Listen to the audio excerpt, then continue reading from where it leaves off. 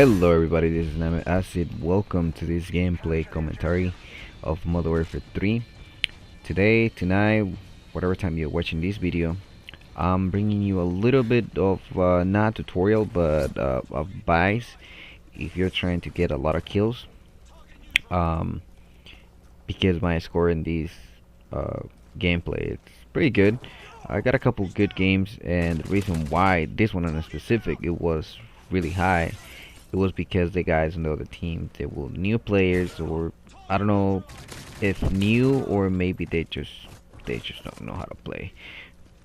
You guys will say they're noobs, and I don't want to call them like that, but I'm just saying, they don't know what the hell happened, and I don't know, they just didn't shoot anybody.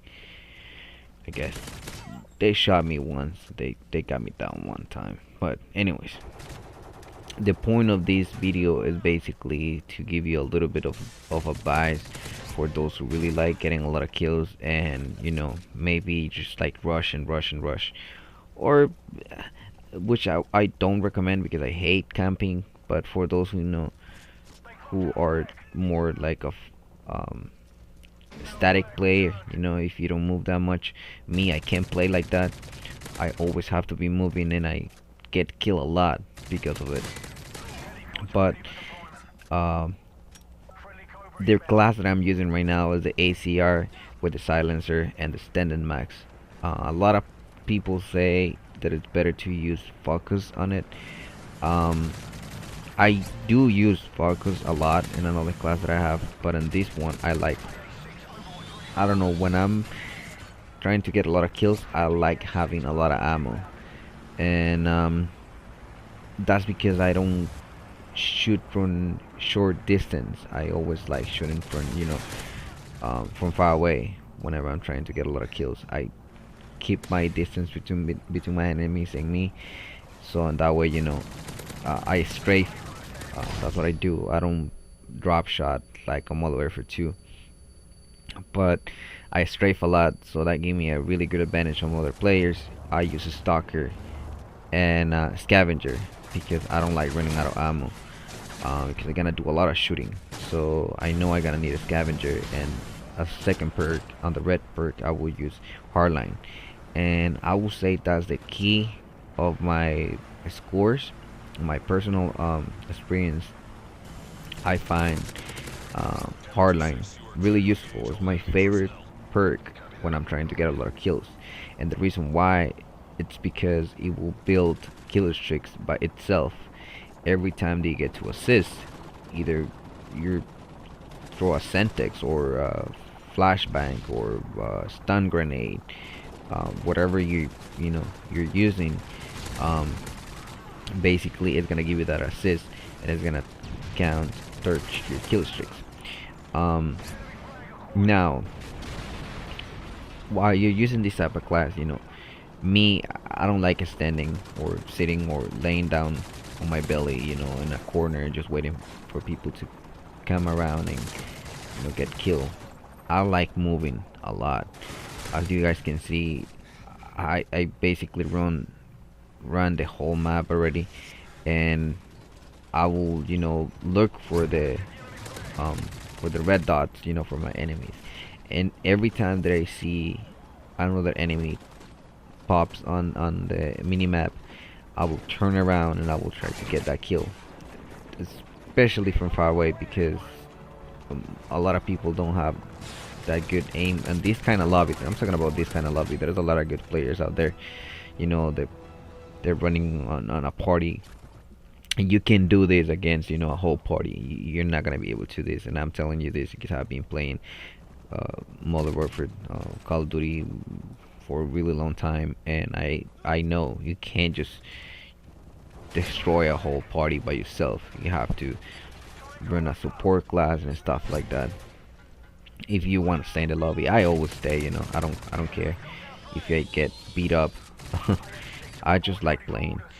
But on this type of situations, I mean, if you want to take advantage of it and you want to have some fun, well, might as well. I don't know. I feel bad for the guys, but I gotta say, this game is not that hard. You just gotta learn how to shoot and aim down your sight. A lot of people that doesn't even do that. They just spray. Um, and as you can see, the only guy that was doing good, it was this guy right here. He was the only guy that was actually looking for kills and got a score kind of like close to mine. But the rest of the other players, they didn't know what the hell was going on. So, as example, right now I have two helicopters on the air, and even though if your enemy keeps bringing down the air support, the key on this kind of mm, uh, strategy, can't say that word, sorry.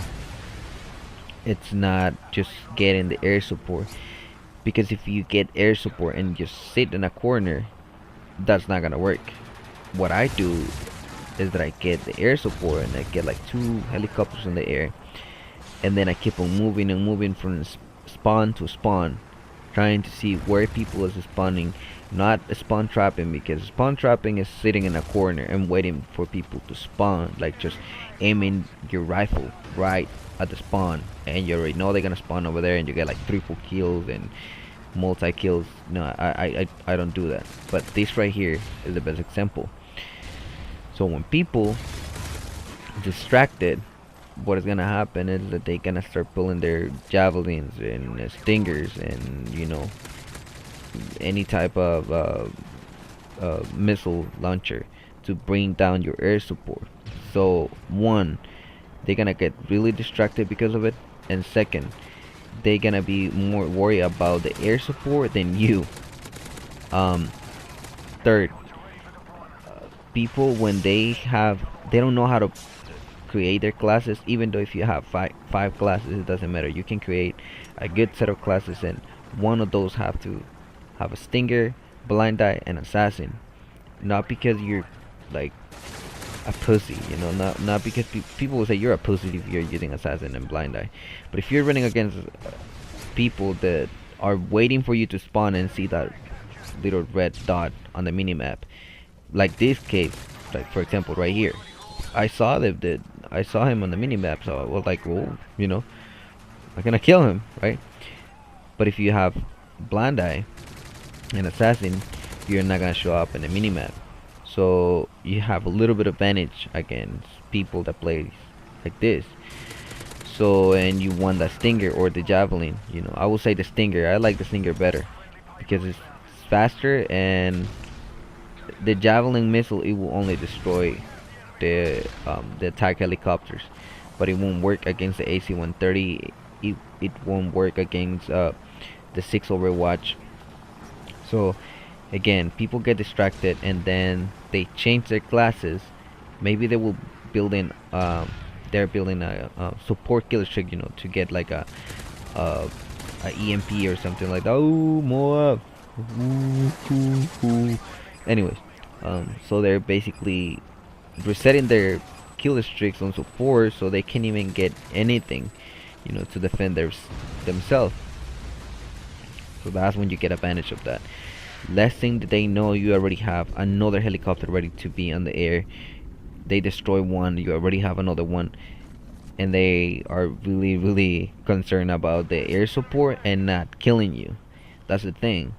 They're more worried about bringing your helicopters down or your air support than trying to find you and kill you and stop you from getting more killer streaks, and I won't recommend the AC-130 or the Reaper on this kind of setups, this kind of class, because it's just gonna take time from you. You're gonna be controlling the AC-130 or the Reaper, and that will take a long time, and maybe you will get just a couple kills.